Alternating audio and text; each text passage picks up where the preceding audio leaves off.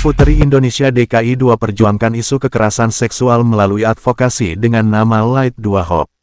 Dalam acara peluncuran Soft Light 2 Hope pada Sabtu, tanggal 3 Februari tahun 2024 mengangkat tema kota dan sekolah yang aman untuk perempuan. Lady mengungkapkan statistik yang mencengangkan 91,6% anak muda pernah melihat, mendengar, atau mengalami kekerasan seksual. Isu ini bisa ditemukan di rumah, sekolah, transportasi umum, bahkan jalanan. Lady menekankan bahwa melalui Light 2 Hope fokusnya akan pada peningkatan kesadaran, perlindungan korban, dan advokasi hingga ke tingkat nasional. Meskipun kesadaran di kalangan anak muda sudah tinggi, pemahaman yang lebih mendalam dan upaya pencegahan menjadi sangat penting. Pemerintah telah menetapkan kebijakan melalui UU KS, namun implementasinya memerlukan dukungan gerakan masyarakat. Akses ke pendanaan juga menjadi tantangan, banyak masyarakat Indonesia tidak mampu mendapatkan dukungan psikologis. Light 2 Hope bertujuan menjadi platform pendanaan bagi organisasi yang menyediakan konseling bagi korban kekerasan seksual, mengatasi hambatan keuangan yang menghalangi akses bantuan psikologis. Peluncuran advokasi ini melibatkan Sikharini Cintantia Dwisti, konsultan perencanaan strategis dan strategi perkotaan dari London, serta Hana Raisya, analis kebijakan pendidikan dari PSPK. Kedua pembicara ini memberikan wawasan tentang menciptakan sekolah dan kota yang aman untuk mencegah kasus kekerasan seksual yang semakin marak. Harapannya, Light 2 Hope akan memicu lebih banyak diskusi tentang batasan, persetujuan, dan elemen lainnya, membentuk budaya anti kekerasan seksual dalam kehidupan sehari-hari. Tujuannya jelas pencegahan dan pengurangan kasus, dengan prioritas pada perlindungan korban, pungkas Lady Diandra. Jakarta 2, 2024. Kebetulan mungkin saya tidak perkenalan tentang diri saya. Usia saya 26 tahun, saya lahir dan besar di Jakarta. Tapi memang keluarga saya itu campuran Bapak Ibu. Jadi mungkin kayak Jakarta banget nih wajah saya ya. Ibu saya asli Jawa Timur, bapak saya asli Maluku, Ambon. Nah itu kan balik lagi menunjukkan Jakarta tempat yang sangat kaya akan budaya ya. Saya yakin Bapak Ibu pasti mungkin sedikit yang asli Jakarta, ada yang orang Jawa juga sama kayak saya, campuran semua. Iya, jadi kebetulan saya itu mengikuti Putri Indonesia karena saya yakin ini menjadi platform yang tepat untuk mengadvokasikan tentang Sustainable Development Goals atau tujuan pembangunan berkelanjutan. Saya sendiri dari kuliah sampai kerja, sampai kuliah lagi, terus kerja lagi, memang semua pekerjaannya berhubungan dengan tujuan pembangunan berkelanjutan.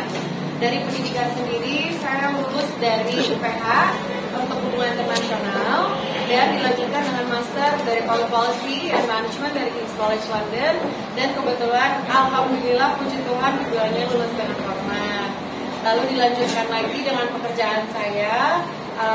Dari pekerjaan memang sempat bekerja menjadi ketua dari salah satu organisasi yang diakui secara internasional sama PBB, yaitu Indonesian Future Leaders, di mana waktu itu saya menjadi perwakilan Indonesia sampai ke headquarternya, pusatnya United Nations di Amerika. Lalu setelah itu juga untuk pekerjaan saya bekerja lanjut lagi di PBB Indonesia, yaitu United Nations Development Program, memimpin satu program khusus untuk pemberdayaan pemuda dan perempuan untuk wirausaha muda. Nah dari situ sudah ikut memberdayakan ratusan bahkan hampir ribuan perempuan dan pemuda untuk wirausaha sosial.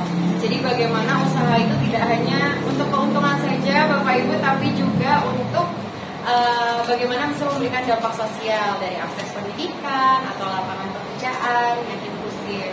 Nah itu untuk pekerjaan saya, kurang lebih seperti itu. Untuk sekarang memang karena baru lulus dari Inggris, kemarin dilanjutkan dengan bekerja di salah satu NGO internasional, namanya IBL Global, yang memang sempat menjadi patronage atau organisasi yang didukung langsung oleh Pangeran Charles yang sekarang sudah menjadi King Charles, betul sekali gitu. Jadi organisasinya itu fokus untuk anti korupsi, pendidikan kepada pemuda, dan kita nanti sebentar lagi akan launch satu laporan khusus yang pertama di dunia bagaimana agensi-agensi anti korupsi seperti KPK bisa membantu pemuda-pemuda untuk tidak memiliki perilaku koruptif, kurang lebih seperti itu. Jadi itu mungkin sedikit profil tentang saya. nanti akan diberikan informasi brief tentang saya, lalu foto-fotonya seperti apa, kegiatan saya seperti apa, karena memang ada beberapa mungkin yang menarik untuk rekan-rekan media semuanya. Kalau untuk sekarang, saat ini memang lagi fokus menjadi konsultan kebijakan yang fokus ke keadilan sosial dan kesejahteraan masyarakat, kira-kira seperti apa, dengan perspektif politis juga. Jadi kalau misalnya mau ngobrol-ngobrol soal itu nanti ke depannya juga boleh. Nah, untuk sekarang mungkin sedikit informasi. Ini adalah soft launch untuk Light to Hope. Kenapa Light to Hope? Ini pada dasarnya advokasinya fokus tentang kasus kekerasan dan pelecehan seksual yang mungkin sering terdengar terjadi di sekolah ataupun di Jakarta. Nah, saya sebagai Putri Indonesia concern bagaimana Jakarta, khususnya sekolah yang ada di Jakarta, bisa menjadi lingkungan yang aman untuk para adik-adik kita yang ada di SMA atau yang ada di SMP. Kenapa Light to Hope? Karena memang kasus ini agak sedikit sensitif ya bapak-bapak, ibu-ibu, mungkin tidak semua bisa melaporkan kasus ini. Ada yang mungkin sukar, ada yang mungkin punya pandangan tersendiri. Jadi dengan adanya advokasi ini, semoga ada awareness, ada pengetahuan teman-teman sekalian bahwa ada kok yang namanya kasus kekerasan dan pelecehan seksual, dan kita boleh melaporkan atau kita apabila sebagai korban bisa mendapatkan perlindungan dari negara ataupun sekolah. Nah, kenapa Light to Hope juga? Supaya jadinya ini bisa memberikan cahaya dan harapan buat teman-teman yang mungkin sudah mengalami atau mungkin tahu bagaimana ketika kasus itu sedang dialami, bagaimana bisa memitigasi kasus-kasus itu juga. Dan kenapa memilih angka 2 ini, mohon maaf bukan karena pilpres, mohon maaf bapak-bapak, jadi ini khusus karena saya kebetulan dapilnya 2 sama kayak Pak Mas Intong ya, dapil 2, jadi DKI Jakarta 2. Itu tadi mungkin bisa di-cut aja. Jadi Light to Hope ini kenapa 2, karena saya DKI Jakarta 2. Dan karena advokasi saya juga sudah saya lakukan dari saya kuliah, untuk pemberdayaan pemuda, akses pemuda untuk pekerjaan, pemuda di iklim, ada pemuda untuk politik, macam-macam. Jadi khusus yang ini untuk Putri Indonesia yang akan membahas tentang kekerasan dan pelecehan seksual. Dan kali ini untuk soft launch-nya kita akan jelasin sedikit kira-kira apa sih sebetulnya programnya. Lalu nanti akan di-share di rilis juga, lalu nanti akan diskusi sama teman-teman saya juga untuk tahu nih apa sih sebenarnya perspektif kekerasan dan pelecehan seksual dari perspektif kota dan juga dari perspektif sekolah. Mungkin saya izin duduk dulu, nanti saya bisa undang teman-teman saya. Selanjutnya ada Mbak Hana Raisya juga, selaku expert untuk kebijakan pendidikan. Gimana kabarnya Mbak Hana, Mbak Wiwit? Aman? Aman ya, Jakarta masih jadi kota yang aman ya, alhamdulillah sampai di sini. Oke, ini nggak apa-apa ya, saya duduknya di tengah, kita ngobrolnya agak podcast sedikit. Oke, Mbak Wiwit dan juga Mbak Hana, ini saya perkenalan dikit ya. Ini kita kan akan membahas mengenai Light to Hope. Kita akan bahas soal gimana sih kekerasan dan pelecehan seksual yang ada di Jakarta dari perspektif sekolah dan dari perspektif kota juga. Karena so far itu yang saya tahu dari laporan UNFPA, 91,6% anak muda itu mengaku sudah pernah mendengar, melihat, atau bahkan mengalami kekerasan dan pelecehan seksual. Dan itu tidak hanya tertutup di wilayahnya mereka yang tertutup di rumah, tapi juga bisa terjadi di bahkan transportasi umum, bahkan bisa terjadi juga di rumah ibadah. Belakangan ini ada yang viral di rumah ibadah juga, dan ada juga yang terjadi di sekolah, mungkin karena relasi kuasa dan hal lain-lain juga. Nah, nanti akan kita bahas lebih lanjut secara singkat juga. Mungkin akan nanya-nanya sedikit nih dari Mbak Hana, Mbak Wiwit juga, kira-kira apa sih dari pandangan expertnya, lalu mungkin kira-kira apa yang bisa harapan-harapannya untuk advokasi ini ya.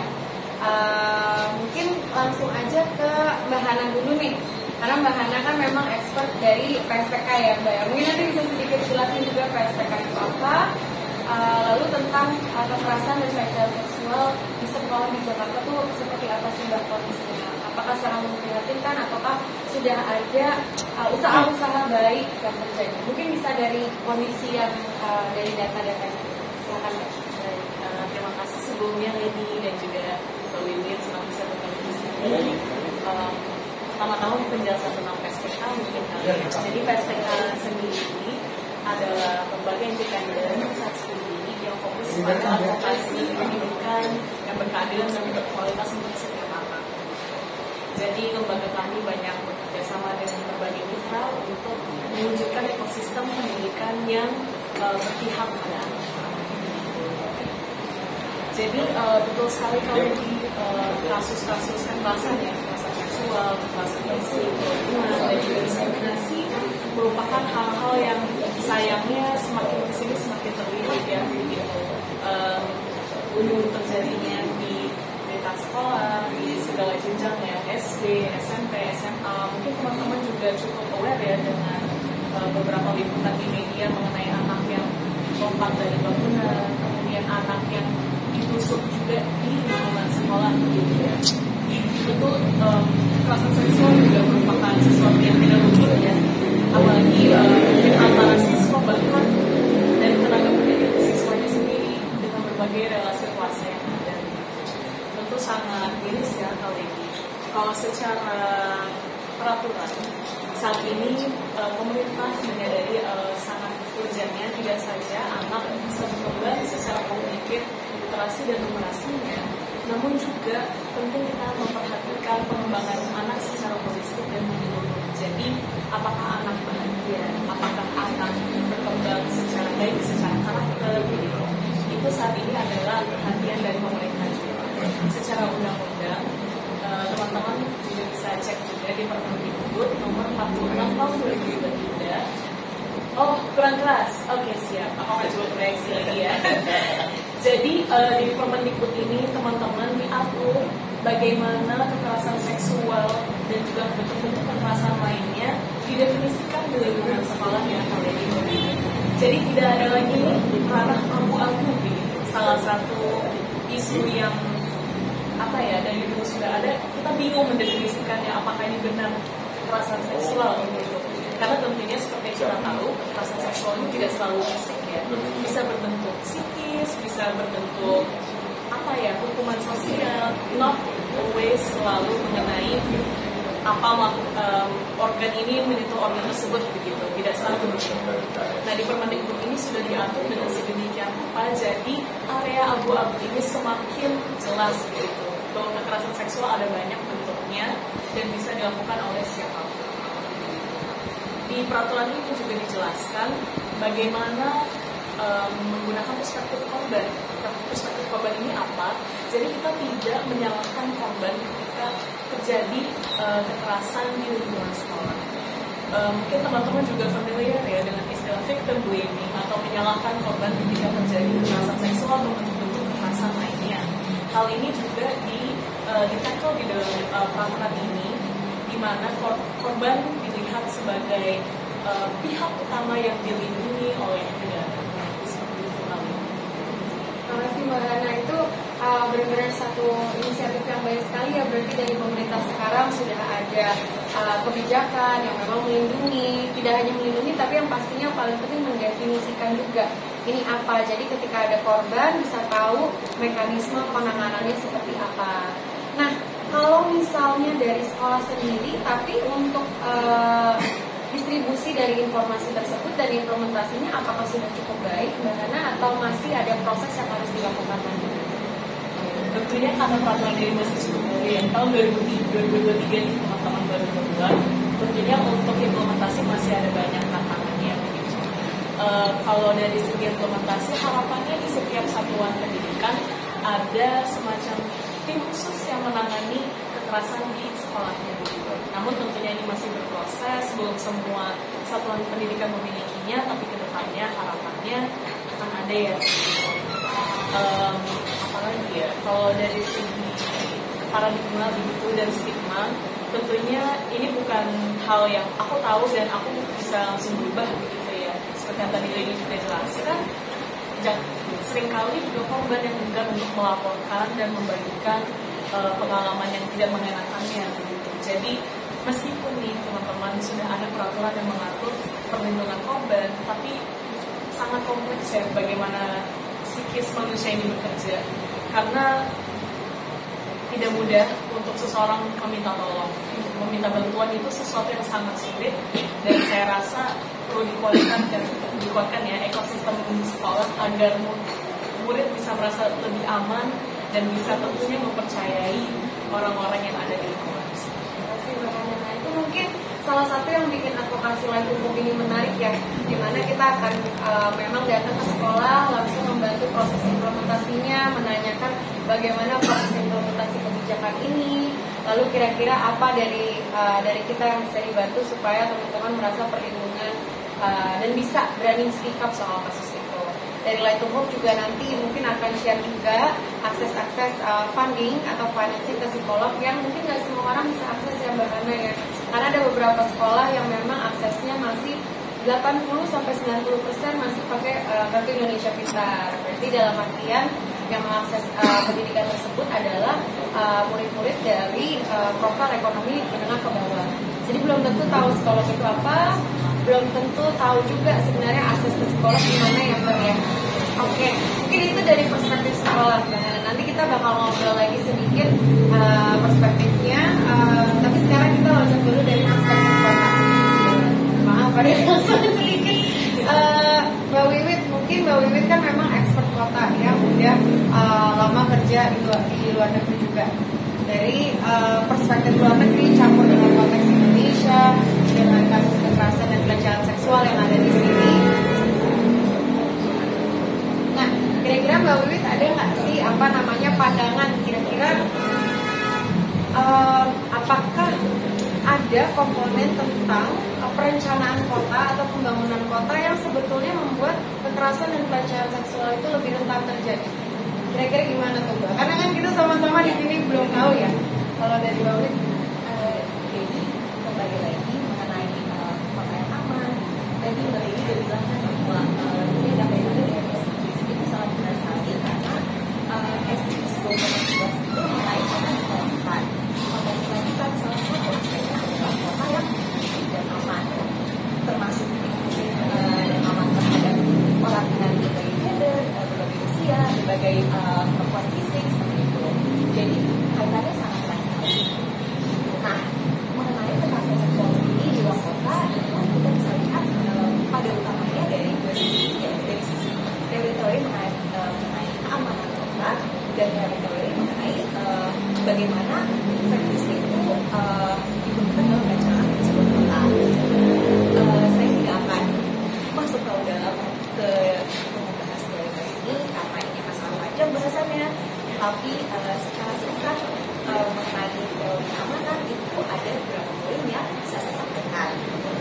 Pertama ada yang namanya defensible space. Jadi defensible space itu bagaimana sebagai perancang kota kita merancang space, tempat yang membuat orang merasa tidak aman untuk berbuat sesuatu yang tidak diinginkan atau tidak sesuai dengan norma sosial seperti itu. Salah satunya termasuk kekerasan seksual. Nah, selain itu ada juga teori mengenai Dr. sendiri itu pada intinya adalah bagaimana kita membuat sebuah tempat yang kalau sebagai contoh misalnya kita datang ke sebuah tempat yang terlihatnya tidak terurus, terlihatnya tidak ada orang di sana, maka orang-orang yang dari awal sudah berniat untuk melakukan kejahatan akan terasa wah ini adalah tempat yang tepat untuk melakukan kejahatan tersebut. Maka dari itu kita perlu melihat dan membuat tempat-tempat yang meminimalisir kemungkinan tersebut. Selain itu kita juga ada seorang urban planner yang kalau misalnya orang-orang yang terlibat dalam perencanaan kota ini pasti tahu namanya James Joyce. Itu dia berbicara mengenai eyes on the street. Jadi bagaimana dengan adanya surveillance, dengan adanya orang-orang yang melihat ke suatu tempat, maka kemungkinan dari kejahatan untuk terjadi di tempat tersebut itu bisa ada kemungkinan berkurang seperti itu. Nah, lalu dari sisi feminisme itu kita bisa lihat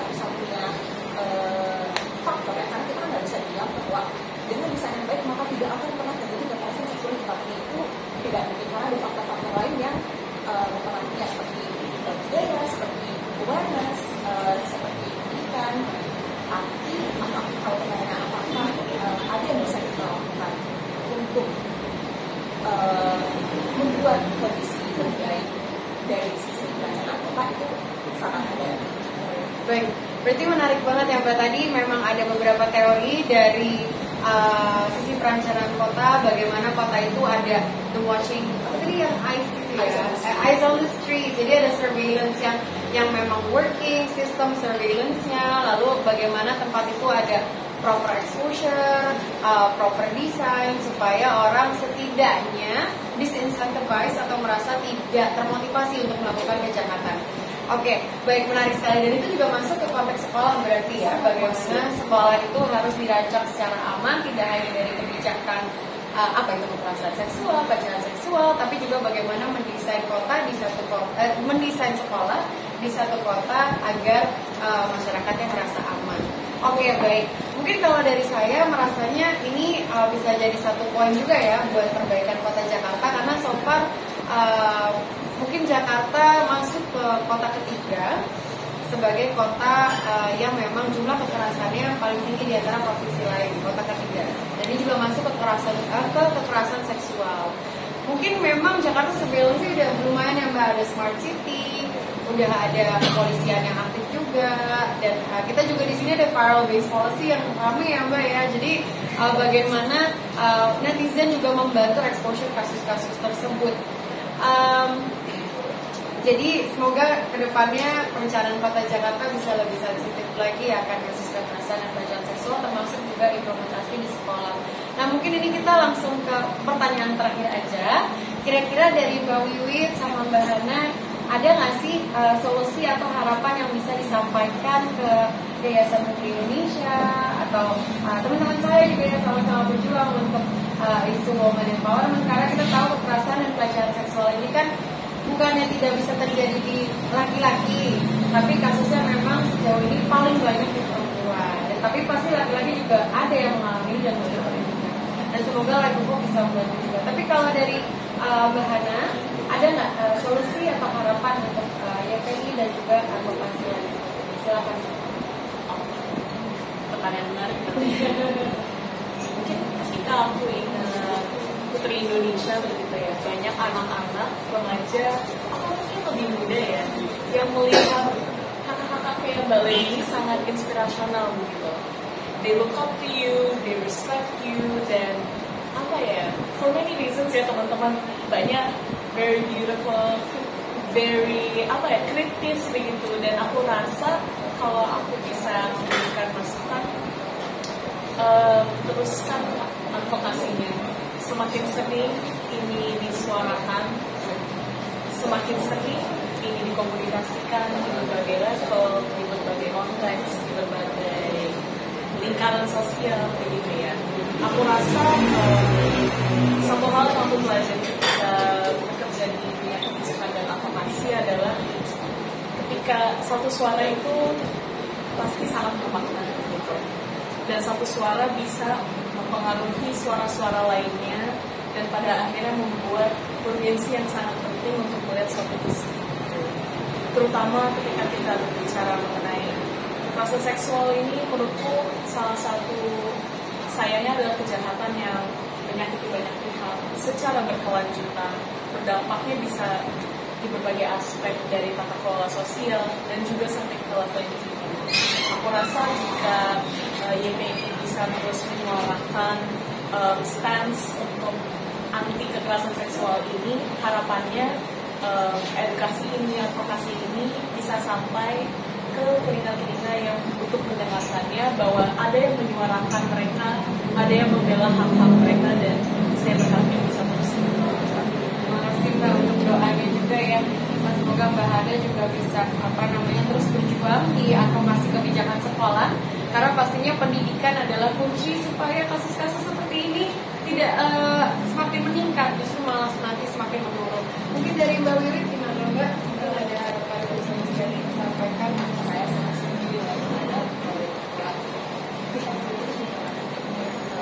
secara bergantian mencapai nilai yang mungkin sebelum mencapai, karena seperti saya sudah sampaikan sebelumnya bahwa desain dari kota itu memang dapat mempengaruhi kejadian kekerasan seksual, tapi itu bukan satu-satunya saja. Salah satu komponen itu adalah budaya. Maka dengan adanya budaya yang pertama mengakui bahwa kekerasan seksual itu bisa terjadi pada siapa saja, kapan saja, di mana saja, dan budaya yang dapat mendukung korban untuk meminta bantuan, untuk melapor, untuk mendapatkan keadilan, maka itu akan sangat-sangat berarti sekali bagi banyak orang. Tidak hanya bagi orang korban, tapi untuk keluarga korban dan juga untuk masyarakat pada umumnya, baik yang pernah maupun tidak pernah mengalami kekerasan seksual itu sendiri. Terima kasih banyak Mbak Yudit, itu poin yang bagus banget ya. Sekali lagi Mbak Hana juga bagaimana bapak-bapak, ibu-ibu, kasus kekerasan dan pelecehan seksual ini memang terjadi, memang ada di kota tempat kita tinggal dan juga di sekolah, dan hal ini memang tidak hanya merupakan dari faktor perkotaan aja atau kebijakan saja, tapi ini mengenai budaya. Jadi semoga dengan advokasi ini nantinya kita akan datang ke sekolah, kita akan suarakan tentang kekerasan dan pelecehan seksual. Kita juga akan bekerja sama dengan pemerintah untuk menyuarakan rekomendasi-rekomendasi yang langsung dari anak muda agar langsung didengar oleh para pejabat-pejabat kita. Dan semoga ini bisa membawa ombak baru dari budaya yang memang mengakui bahwa kekerasan dan pelecehan seksual terjadi dan perlu ada perlindungan, perlu ada pergerakan yang masif, dan semoga tidak hanya dari advokasi ini juga, tapi dari Yayasan Putri Indonesia juga sama-sama bisa bersuara dan menyuarakan ini, dan pastinya memberdayakan perempuan lain juga untuk bersuara. Mungkin itu saja Bapak-Bapak, Ibu-Ibu, hasil dari diskusi kita hari ini. Nanti media package-nya akan kami kirimkan. Kedepannya acara ini kita bisa menganggap perempuan ini seperti apa atau laki-laki ini seperti apa. Apa sih makna dari batasan itu sendiri? Selanjutnya ada Mbak Hana Raisya juga, selaku expert untuk kebijakan pendidikan. Gimana kabarnya Mbak Hana, Mbak Wiwit? Aman? Aman ya, Jakarta masih jadi kota yang aman ya, alhamdulillah sampai di sini. Oke, ini nggak apa-apa ya, saya duduknya di tengah, kita ngobrolnya agak podcast sedikit. Oke, Mbak Wiwit dan juga Mbak Hana, ini saya perkenalan dikit ya. Ini kita kan akan membahas mengenai Light to Hope. Kita akan bahas soal gimana sih kekerasan dan pelecehan seksual yang ada di Jakarta dari perspektif sekolah dan dari perspektif kota juga. Karena so far itu yang saya tahu dari laporan UNFPA, 91,6% anak muda itu mengaku sudah pernah mendengar, melihat, atau bahkan mengalami kekerasan dan pelecehan seksual. Dan itu tidak hanya tertutup di wilayahnya mereka yang tertutup di rumah, tapi juga bisa terjadi di bahkan transportasi umum, bahkan bisa terjadi juga di rumah ibadah. Belakangan ini ada yang viral di rumah ibadah juga, dan ada juga yang terjadi di sekolah, mungkin karena relasi kuasa dan hal lain-lain juga. Nah, nanti akan kita bahas lebih lanjut secara singkat juga. Mungkin akan nanya-nanya sedikit nih dari Mbak Hana, Mbak Wiwit juga, kira-kira apa sih dari pandangan expertnya, lalu mungkin kira-kira apa yang bisa harapan-harapannya untuk advokasi ini ya. Mungkin langsung aja ke Mbak Hana dulu nih, karena Mbak Hana kan memang expert dari PSPK ya Mbak ya. Mungkin nanti bisa sedikit jelasin juga PSPK itu apa, lalu tentang kekerasan dan pelecehan seksual di sekolah di Jakarta tuh seperti apa sih Mbak kondisinya? Apakah sangat memprihatinkan ataukah sudah ada usaha-usaha baik yang terjadi? Mungkin bisa dari kondisi yang dari data-data itu. Silakan Mbak. Terima kasih sebelumnya Lady dan juga Mbak Wiwit, senang bisa bertemu di sini. Pertama-tama penjelasan tentang PSPK mungkin kali ya. Jadi PSPK sendiri adalah lembaga independen saat studi yang fokus pada advokasi pendidikan yang berkeadilan dan berkualitas untuk setiap anak. Jadi lembaga kami banyak bekerja sama dengan berbagai mitra untuk mewujudkan ekosistem pendidikan yang berpihak pada anak. Jadi betul sekali kalau di kasus-kasus kekerasan ya, kekerasan seksual, kekerasan fisik, dan juga diskriminasi merupakan hal-hal yang sayangnya semakin kesini semakin terlihat ya, gitu. Dulu terjadinya di tingkat sekolah, di segala jenjang ya, SD, SMP, SMA. Mungkin teman-teman juga cukup aware ya dengan beberapa liputan di media mengenai anak yang lompat dari bangunan, kemudian anak yang ditusuk juga di lingkungan sekolah gitu ya. Itu kekerasan seksual juga merupakan sesuatu yang tidak luput ya, apalagi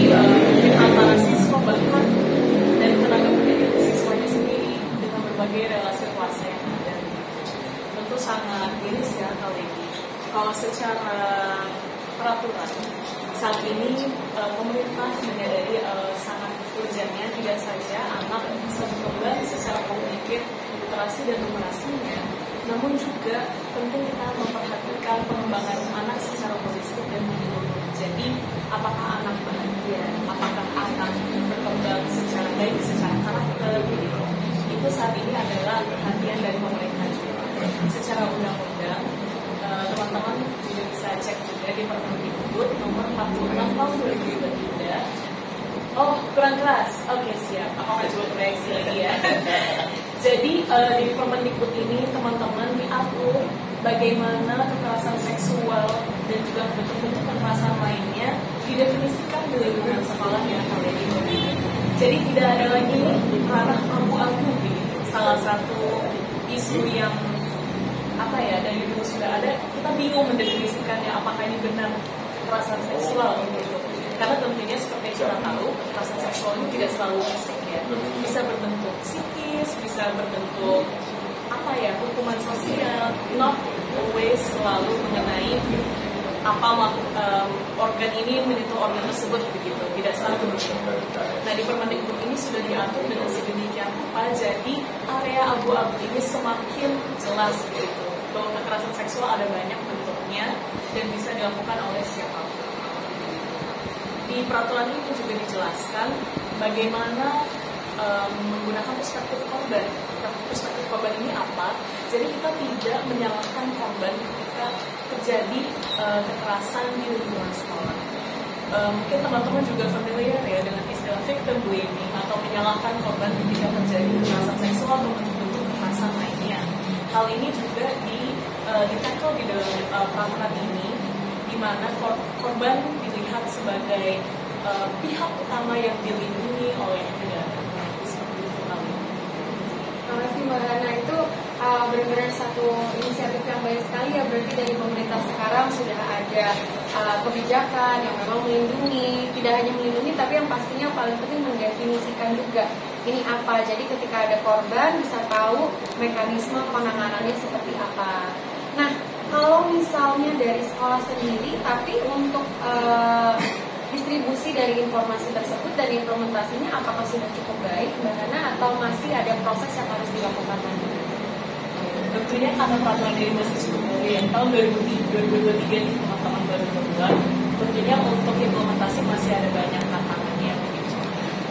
Kalau dari segi implementasi, harapannya di setiap satuan pendidikan ada semacam tim khusus yang menangani kekerasan di sekolahnya begitu. Namun tentunya ini masih berproses, belum semua satuan pendidikan memilikinya, tapi kedepannya harapannya akan ada ya. Apalagi ya, kalau dari segi paradigma begitu dan stigma, tentunya ini bukan hal yang aku tahu dan aku bisa langsung berubah begitu ya. Seperti yang tadi Lady sudah jelaskan, seringkali juga korban yang enggan untuk melaporkan dan membagikan pengalaman yang tidak mengenakannya begitu. Jadi meskipun nih teman-teman sudah ada peraturan yang mengatur perlindungan korban, tapi sangat kompleks ya bagaimana psikis manusia ini bekerja, karena tidak mudah untuk seseorang meminta tolong, meminta bantuan itu sesuatu yang sangat sulit, dan saya rasa perlu dikuatkan ya ekosistem sekolah agar murid bisa merasa lebih aman dan bisa tentunya mempercayai orang-orang yang ada di lingkungan. Terima kasih Mbak Hana. Nah, itu mungkin salah satu yang bikin advokasi Light Hukum ini menarik ya, dimana kita akan memang datang ke sekolah langsung membantu proses implementasinya, menanyakan bagaimana proses implementasi kebijakan ini, lalu kira-kira apa dari kita yang bisa dibantu supaya teman-teman merasa perlindungan dan bisa berani speak up soal kasus itu. Dari Light to Hope juga nanti mungkin akan share juga akses-akses funding atau financing ke psikolog yang mungkin nggak semua orang bisa akses ya Mbak Hana ya. Karena ada beberapa sekolah yang memang aksesnya masih 80-90% masih pakai kartu Indonesia Pintar. Berarti dalam artian yang mengakses pendidikan tersebut adalah murid-murid dari profil ekonomi menengah ke bawah. Jadi belum tentu tahu psikolog itu apa, belum tentu tahu juga sebenarnya akses ke psikolog gimana ya Mbak ya. Oke, mungkin itu dari perspektif sekolah. Nah, nanti kita bakal ngobrol lagi sedikit perspektifnya. Tapi sekarang kita loncat dulu dari perspektif kota. Maaf pada sedikit. Mbak Wiwit, mungkin Mbak Wiwit kan memang expert kota ya, udah lama kerja di luar negeri juga. Dari perspektif luar negeri campur dengan konteks Indonesia, dengan kasus kekerasan dan pelecehan seksual yang ada di sini. Nah, kira-kira Mbak Wiwit ada nggak sih pandangan kira-kira apakah ada komponen tentang perencanaan kota atau pembangunan kota yang sebetulnya membuat kekerasan dan pelecehan seksual itu lebih rentan terjadi? Kira-kira gimana tuh Mbak? Karena kan kita sama-sama di sini belum tahu ya. Kalau dari Mbak Wiwit, jadi kembali lagi mengenai pakaian aman. Tadi Mbak Lili sudah bilang kan bahwa ini ada kaitannya dengan SDGs, itu sangat benar sekali karena SDGs 2015 itu mengaitkan kelanjutan. Kelanjutan salah satu aspeknya adalah kota yang bersih dan aman, termasuk dan aman terhadap orang dengan berbagai gender, berbagai usia, berbagai perempuan fisik seperti itu. Jadi kaitannya sangat erat sekali. Nah, mengenai kekerasan seksual ini di luar kota itu kita bisa lihat pada utamanya dari dua sisi, yaitu dari sisi teritori mengenai keamanan kota dan teritori mengenai bagaimana fetish itu dibentukkan dalam rancangan sebuah kota. Saya tidak akan masuk tahu dalam ke membahas teritori ini karena ini masalah panjang bahasannya. Tapi secara singkat mengenai keamanan itu ada beberapa poin yang bisa saya sampaikan. Pertama ada yang namanya defensible space. Jadi defensible space itu bagaimana sebagai perancang kota kita merancang space, tempat yang membuat orang merasa tidak aman untuk berbuat sesuatu yang tidak diinginkan atau tidak sesuai dengan norma sosial seperti itu. Salah satunya termasuk kekerasan seksual. Nah, selain itu ada juga teori mengenai Door-to-Door Theory. Itu pada intinya adalah bagaimana kita membuat sebuah tempat yang kalau sebagai contoh misalnya kita datang ke sebuah tempat yang terlihatnya tidak terurus, terlihatnya tidak ada orang di sana, maka orang-orang yang dari awal sudah berniat untuk melakukan kejahatan akan terasa ya ini adalah tempat yang tepat untuk melakukan kejahatan tersebut. Maka dari itu kita perlu melihat dan membuat tempat-tempat yang meminimalisir kemungkinan tersebut. Selain itu kita juga ada seorang urban planner yang kalau misalnya orang-orang yang terlibat dalam perencanaan kota ini pasti tahu namanya James Joyce. Itu dia berbicara mengenai eyes on the street, yaitu bagaimana dengan adanya surveillance, dengan adanya orang-orang yang melihat ke suatu tempat, maka kemungkinan dari kejahatan untuk terjadi di tempat tersebut itu bisa ada kemungkinan untuk berkurang. Nah, lalu dari sisi feminisme itu kita bisa lihat bahwa kita perlu membuat ruang yang dapat mengakomodasi kebutuhan dari orang-orang dengan berbagai gender dan kebutuhan fisik dan usia. Kaitannya itu memang sangat erat. Maka kalau misalnya bertanya apakah ada faktor-faktor dari rencana kota yang bisa mempengaruhi kekerasan seksual, walaupun bukan satu-satunya faktor ya, karena kita nggak bisa bilang bahwa dengan desain yang baik maka tidak akan pernah terjadi kekerasan seksual di tempat ini, itu tidak mungkin karena ada faktor-faktor lain yang mempengaruhinya seperti budaya, seperti awareness, seperti pendidikan. Tapi kalau pertanyaan apakah ada yang bisa kita lakukan untuk membuat kondisi lebih baik dari sisi perencanaan kota, itu sangat ada. baik, berarti menarik banget ya Mbak, tadi memang ada beberapa teori dari sisi perencanaan kota, bagaimana kota itu ada the watching, tadi yang eyes itu ya, eyes on the street, jadi ada surveillance yang memang working, sistem surveillance-nya, lalu bagaimana tempat itu ada proper exposure, proper design, supaya orang setidaknya disincentivize atau merasa tidak termotivasi untuk melakukan kejahatan. Oke, baik, menarik sekali, dan itu juga masuk ke konteks sekolah berarti ya, bagaimana sekolah itu harus dirancang secara aman, tidak hanya dari kebijakan apa itu kekerasan seksual, pelecehan seksual, tapi juga bagaimana mendesain kota di satu kota, mendesain sekolah di satu kota agar masyarakatnya merasa aman. Oke, baik. Mungkin kalau dari saya merasanya ini bisa jadi satu poin juga ya buat perbaikan kota Jakarta, karena so far mungkin Jakarta masuk ke kota ketiga sebagai kota yang memang jumlah kekerasannya paling tinggi di antara provinsi lain, kota ketiga. Dan ini juga masuk ke kekerasan seksual. Mungkin memang Jakarta sebelumnya udah lumayan ya Mbak, ada smart city, udah ada kepolisian yang aktif juga, dan kita juga di sini ada viral based policy yang ramai ya Mbak ya. Jadi bagaimana netizen juga membantu exposure kasus-kasus tersebut. Jadi semoga kedepannya perencanaan kota Jakarta bisa lebih sensitif lagi akan kasus kekerasan dan pelecehan seksual, termasuk juga implementasi di sekolah. Nah mungkin ini kita langsung ke pertanyaan terakhir aja.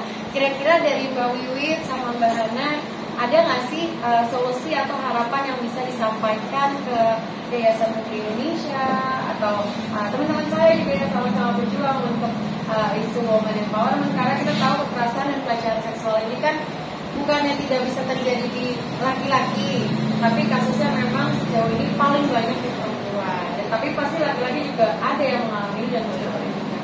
Dan semoga Live bisa membantu juga. Tapi kalau dari Mbak Hana, ada nggak solusi atau harapan untuk YPI dan juga advokasi lain? Silakan. Pertanyaan menarik. Mungkin ketika aku ingat Putri Indonesia begitu ya, banyak anak-anak remaja atau mungkin lebih muda ya yang melihat kakak-kakak kayak Mbak Leni sangat inspirasional begitu.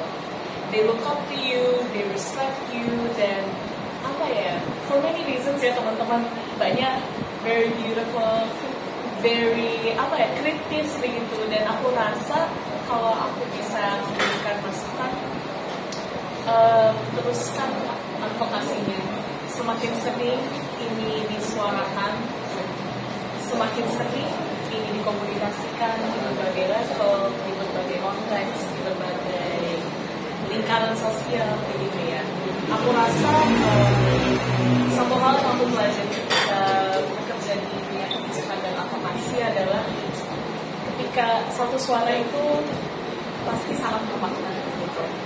Dan satu suara bisa mempengaruhi suara-suara lainnya, dan pada akhirnya membuat urgensi yang sangat penting untuk melihat suatu isu.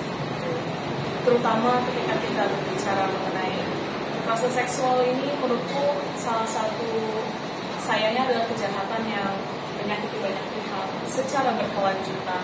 Berdampaknya bisa di berbagai aspek dari tata kelola sosial dan juga sampai ke level individu.